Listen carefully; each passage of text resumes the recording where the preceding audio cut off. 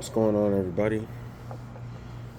4 years ago, I made like a 17-minute video talking about how I feel about the election results in 2020 and the discourse around it and what we should do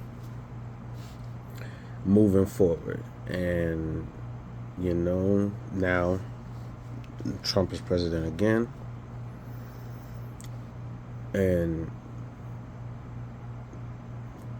again, I'll say, regardless of how you feel about Trump or Kamala or the state of it all, I don't like it. I accept it, but I don't like it because it says a lot about a lot of the things that are wrong in this country, a lot of things that still need to be fixed. The work is not done, I'm not really going to get into a lot of it, mainly because in 2020 there was a lot of back and forth on my Facebook, and my friends had been saying certain stuff, a lot of stuff that I personally didn't agree with and whatnot. This time, at this point in my life, I'm not on Facebook as much. I'm not on social media, period, as much. So that level of like mental stress is just not in my life anymore, thank God. But there's still people in my life that feel differently to me, and I haven't really like debated them, but they have a right to feel how they feel, and it is what it is. There's some truth in things that they say, but I don't know. I just I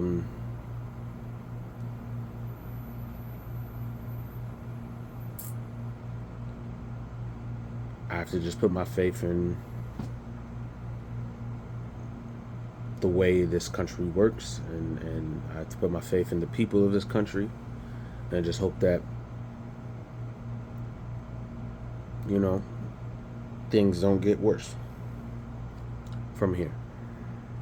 And it is what it is. As Democrats, I don't feel like they prepared well enough for this election. She ran a good race. She did what she could. And as flawed as she may be, as contentious as her past may be to some, I don't know. I mean, I just don't think it's fair to call her out on her stuff, but then act like Trump is just a way better alternative when he says a lot of mean-spirited and hateful things. And I think he's really done a lot to divide this country more than it already was. And that's just my personal opinion. I could be wrong, but that's just how I feel. And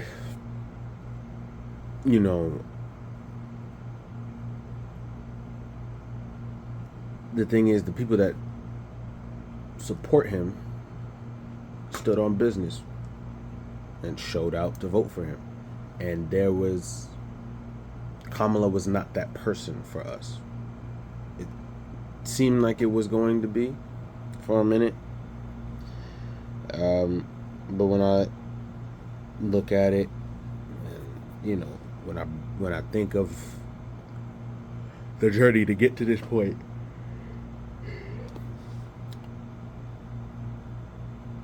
this wasn't everyone ready to stand on business for her. And we as a party, should have tried to find who that person was going to be. And that's what I said in 2020. I didn't want it to be Joe Biden again, but I also didn't necessarily need it to be Kamala. And it's true.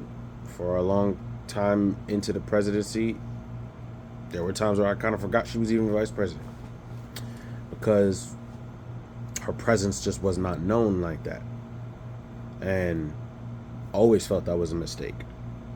You know, um, and we just didn't find anybody to rally around. Um, and I think Trump and the presence that he has was always underestimated, and we should have did more to combat that. Moving forward, I worry about how this election result will affect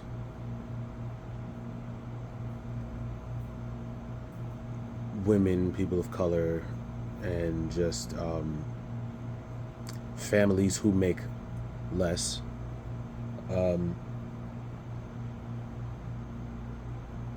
And I worry about the way people will treat each other.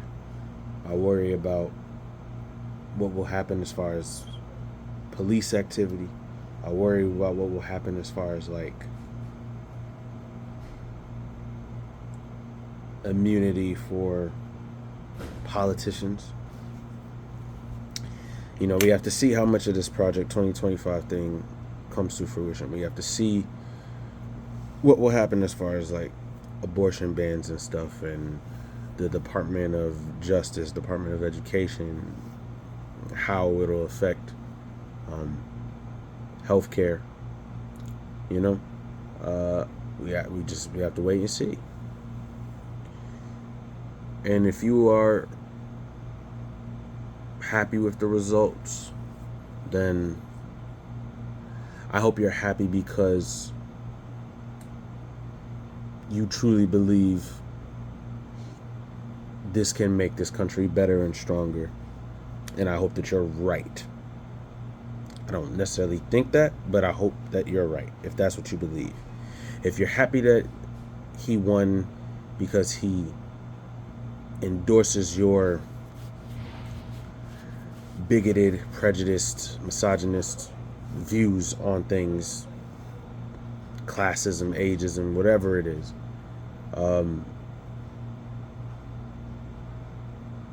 then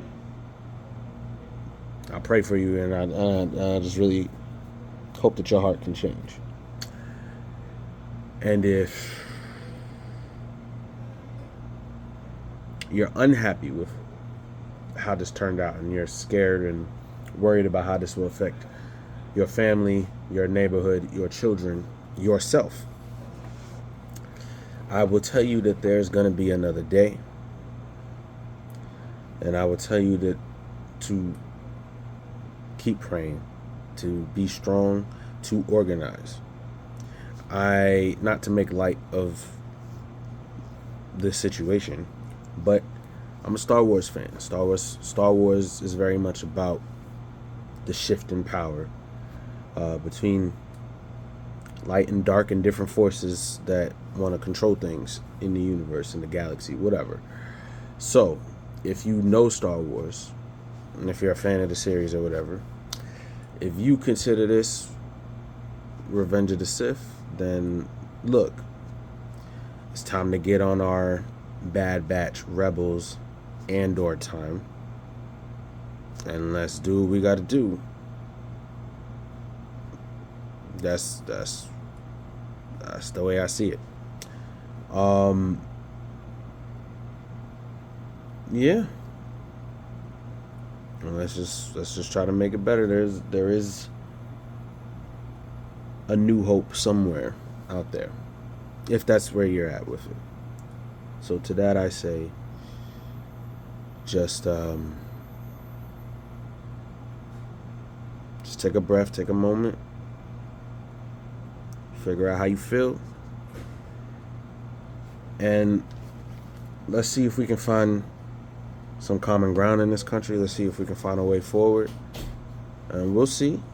You know, again, people will reveal their inner nature, and we'll see who's really for us and who's not. And let's see how Biden finishes this presidency. Let's see what Harris does from here, and hopefully, you know, it doesn't stop with this. You know. But that's all I got. Peace.